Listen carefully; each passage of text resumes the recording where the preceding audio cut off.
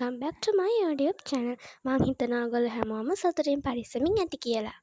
ගොඩ කාලෙකින් වීඩියෝ එකක් ගෙන්නත් බැරි වුණ හින්දා මං හිතුවා අවුරුද්දට මගේ රූම් එක හැඩවුණු විදිය වීඩියෝ එකකින් ඔයාලට ගේන්න. ඉතින් මම මුලින්ම මගේ බ්‍රෙක්ෆාස්ට් එකත් අරගෙන මගේ channel ටිකත් ඕපන් කළා. ඊට පස්සේ මම මගේ රූම් එකේ තියෙන මකුළු දැල් ටික කඩලා ඉවර කරා.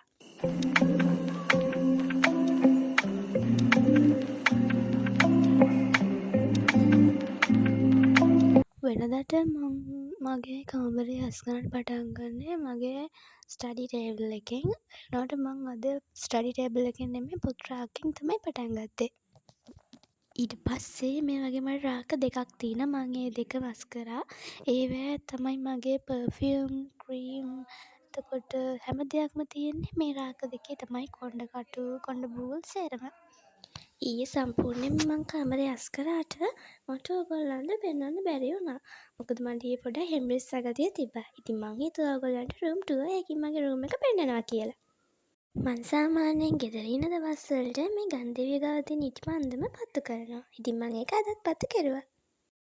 මගේ කලින් තිබ්බ පැලේ මැරුණ හින්දා මං අලුතින් පැලයකුත් හිටව ගත්තා.